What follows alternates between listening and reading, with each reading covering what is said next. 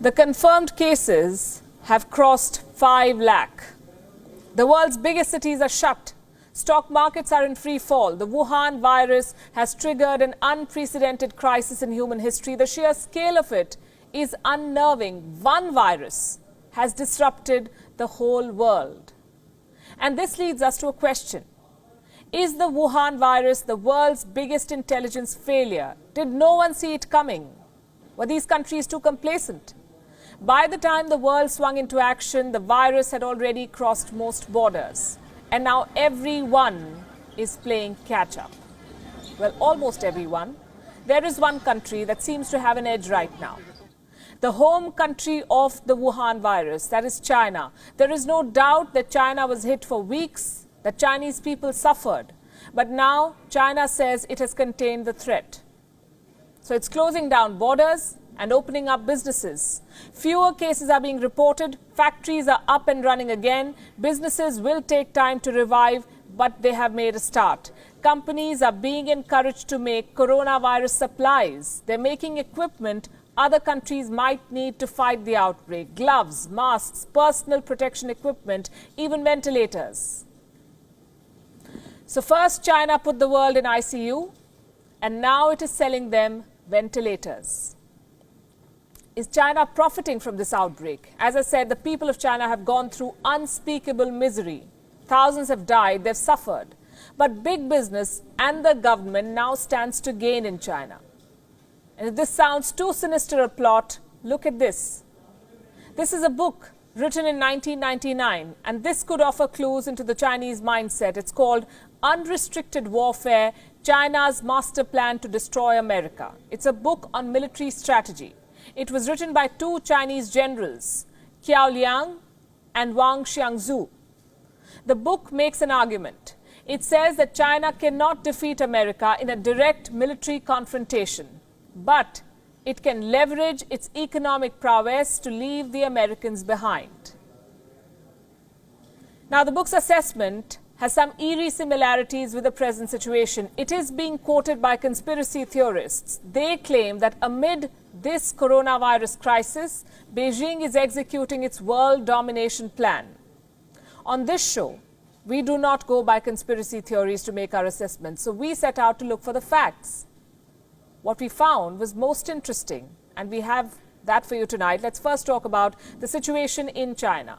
What is happening in China right now? Restaurants, zoos, even the Great Wall is open to tourists.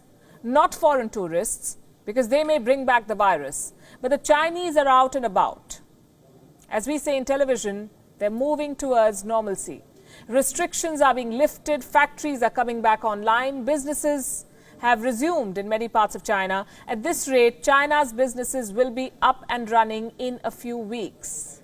Not without government help. Like most countries, China too has announced a relief package to revive the economy.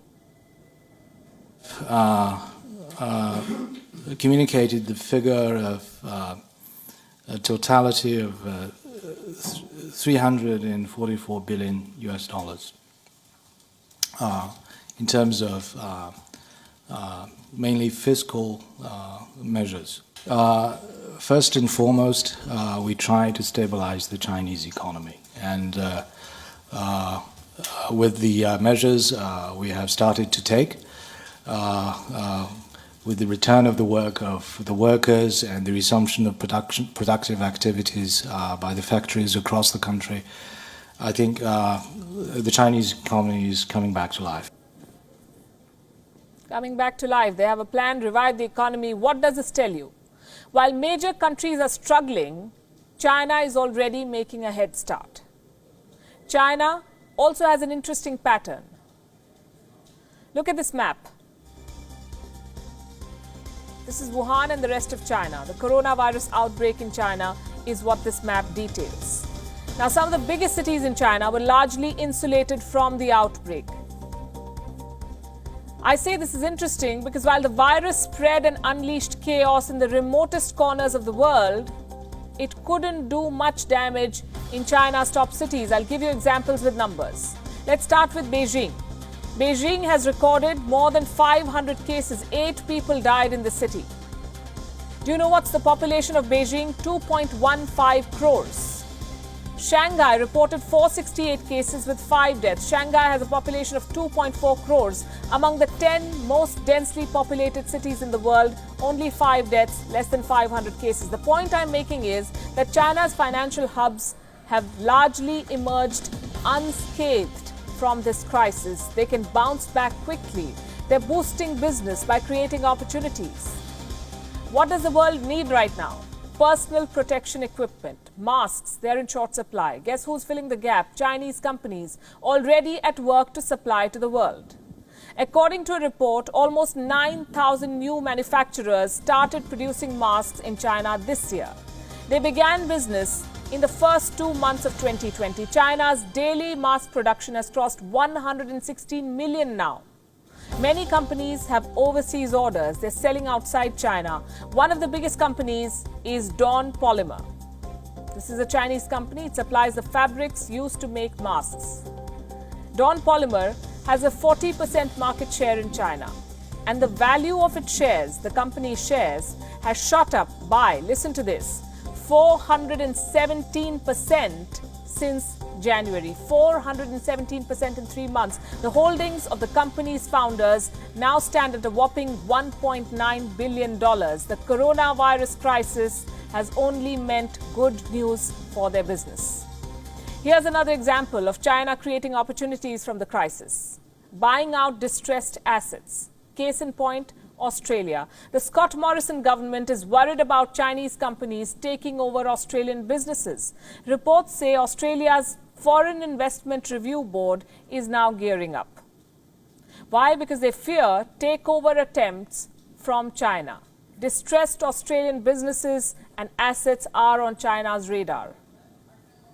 It's not just Chinese companies that stand to gain. Foreign companies based in China are also back in action. BMW's factories resumed operations in February itself, last month. Fiat Chrysler has also restarted production. Foxconn has resumed work in its mainland China factories. Foxconn manufactures for leading tech giants like Apple and HP. Tesla's factory in China is back online too, reportedly with help from local authorities. Members of the Chinese government allegedly helped Tesla secure key supplies. The Chinese government is going the extra mile to make sure businesses resume operations. In Shanghai, most foreign businesses are back in action. All foreign-funded enterprises have resumed operation, with an 80% employee return rate and a 70% business resumption rate. The overall situation is steadily improving. So while it sounds crass to say that a company or a country profits from a pandemic, these are the bitter facts. China exported a virus to the world. Now the world is sick and China is selling them the balm. And while the world tries to heal, China is already up and running.